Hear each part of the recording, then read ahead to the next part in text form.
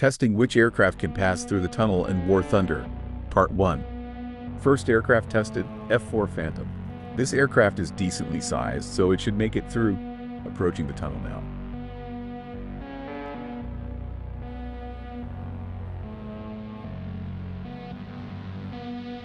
F-4 passes. Next aircraft, P-61.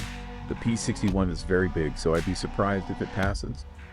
Approaching the tunnel now. Yeah, no, it would never pass this.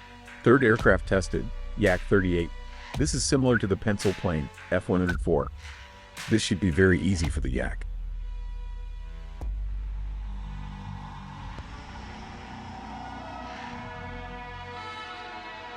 Yak-38 passes. Subscribe for part 2.